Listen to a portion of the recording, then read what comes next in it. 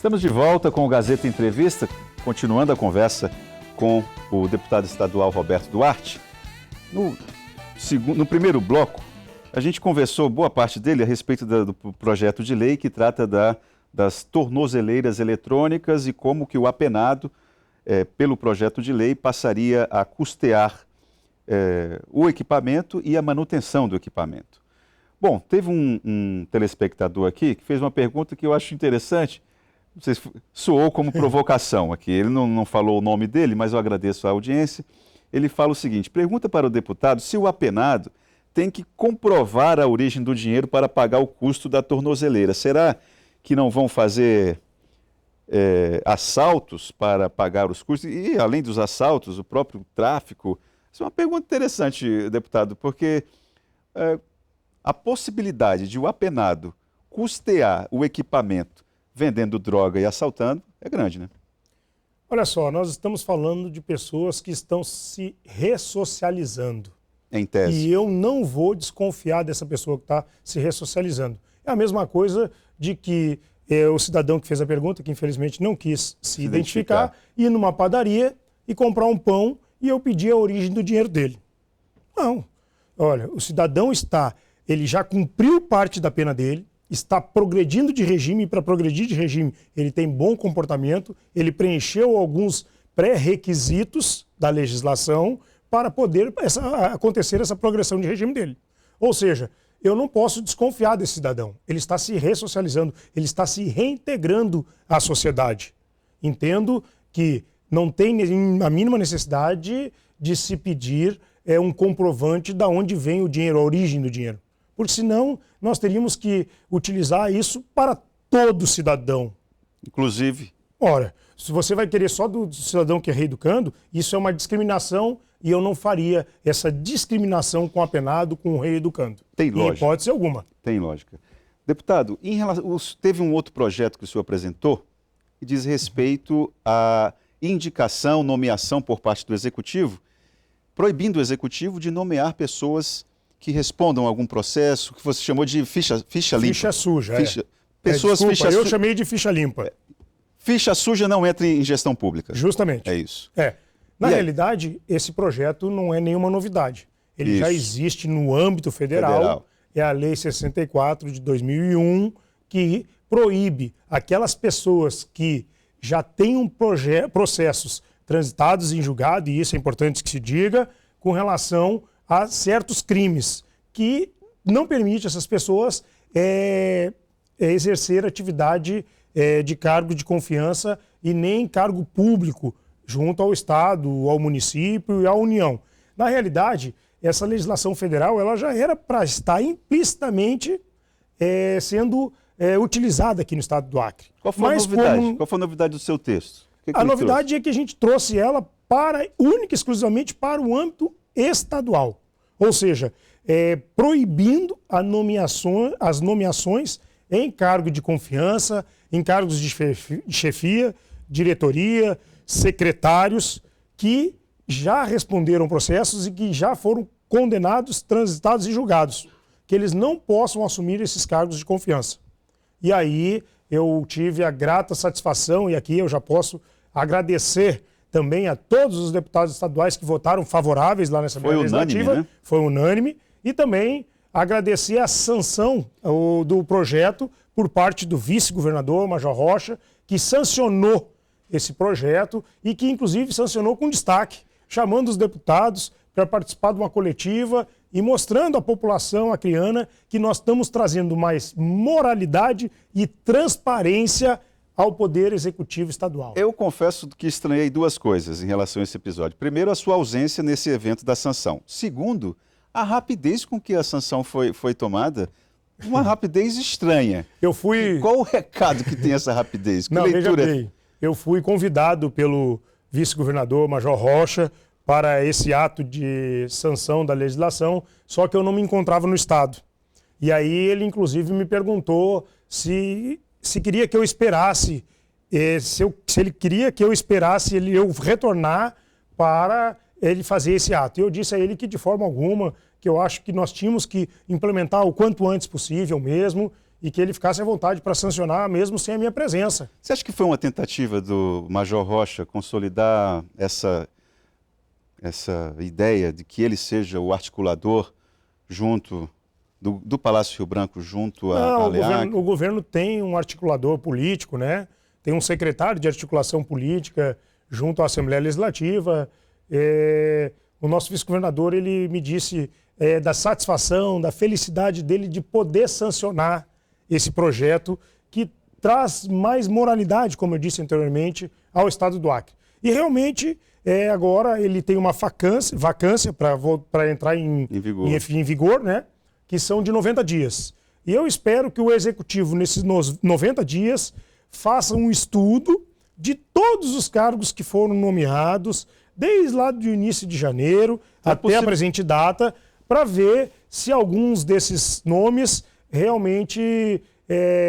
não obedecem à lei. Não obedecem à lei. Exatamente. Justamente. Tem um outro projeto de lei, que inclusive está causando alguma confusão nas redes sociais, que diz respeito à proibição por parte da empresa que distribui energia de não fazer o corte em feriados e finais de semana. Aí já tem gente confundindo, dizendo que, não, olha, o projeto garante que não vai ter a energia cortada. Não é bem assim, né? Não é bem assim.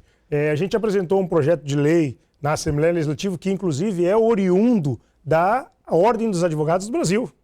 A Ordem dos Advogados do Brasil, através da Comissão de Defesa do Consumidor e de Assuntos Legislativos, da OAB Acre, me apresentou um projeto nesse sentido. Nós fizemos algumas alterações mínimas e apresentamos na Assembleia Legislativa, que diz respeito ao seguinte: proíbe a suspensão dos serviços de energia, telefonia, internet, água, enfim, todos às sextas-feiras, que antecedem os finais de semana, aos finais de semanas e aos dias úteis que antecedem os feriados. Porque isso traz um prejuízo enorme aos consumidores e a toda a população do estado do Acre. Uma vez que tu vai cortar, por exemplo, uma energia na sexta-feira e tu não consegue fazer essa religação antes de segunda-feira.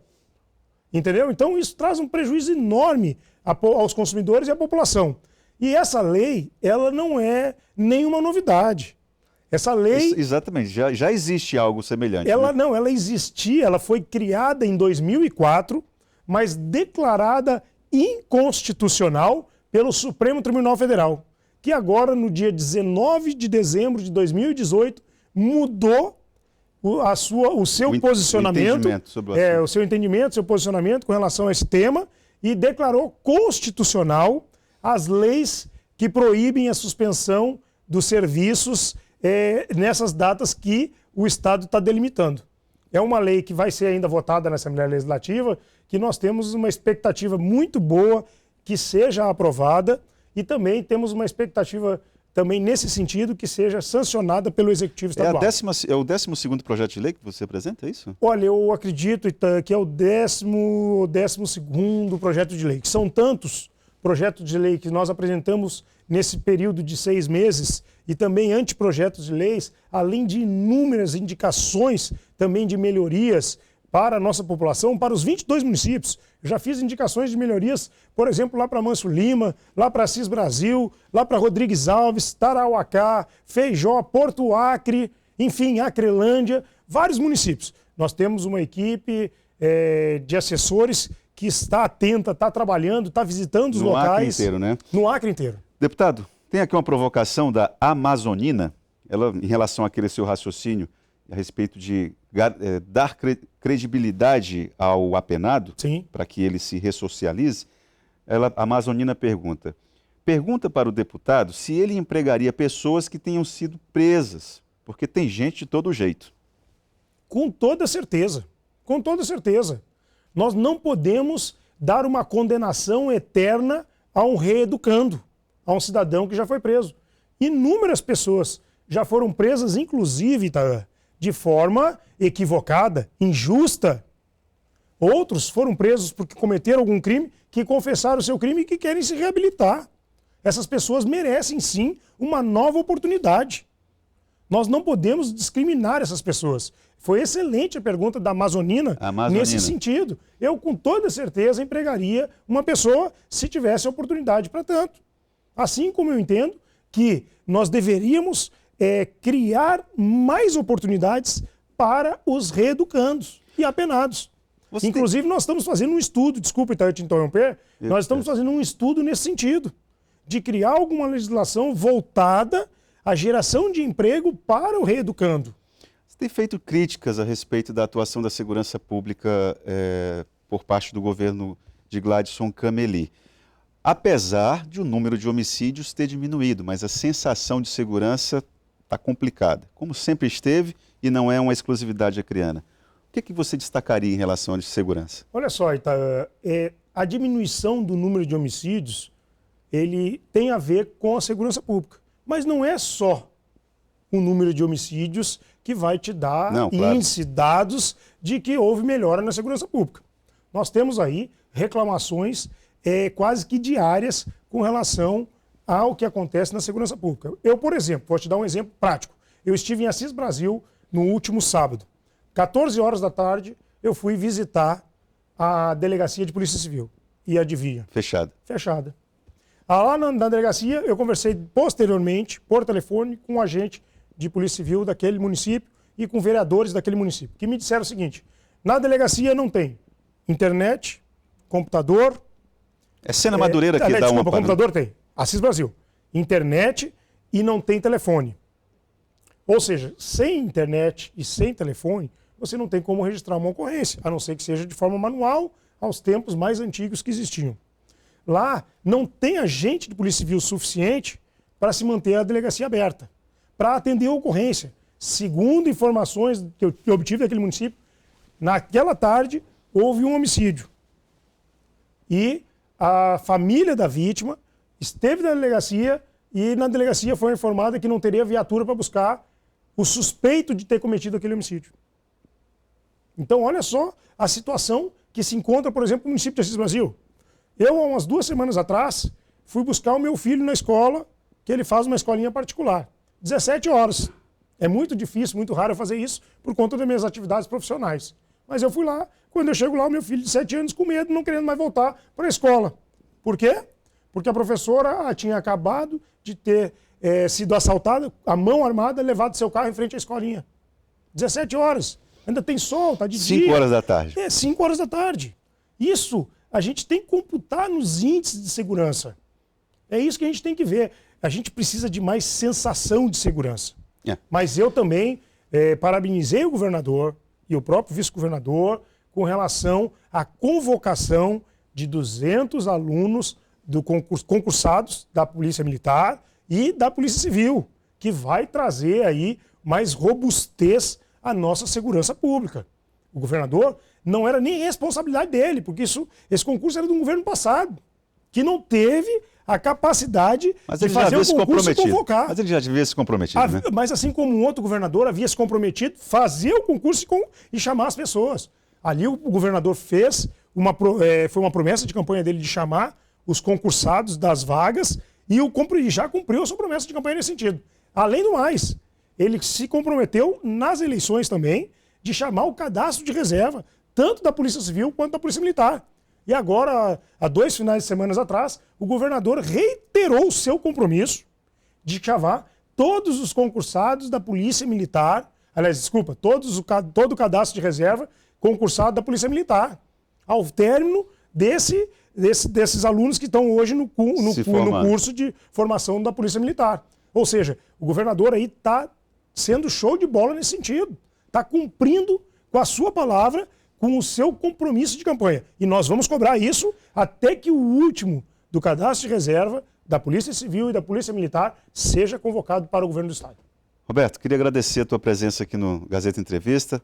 Nosso tempo se esgotou. Acho que deu para explicar bem os projetos de lei que você propôs. Claro que não foram todos, mas acho que já deu para ter uma boa noção do que você pensou a respeito quando formulou a lei. Muito obrigado pela sua vinda aqui. Perfeito, Itaã. Eu que lhe agradeço de coração a oportunidade de estar aqui mais uma vez para esse bate-papo, para esclarecer e prestar contas para a população do nosso mandato lá na Assembleia Legislativa do Estado do Acre. Quero agradecer a direção também da emissora e a todos que estão nos assistindo. Um grande abraço, fiquem todos com Deus. Obrigado mais uma vez. O Gazeta Entrevista volta logo após o intervalo, falando com o presidente do DERAC. Até lá.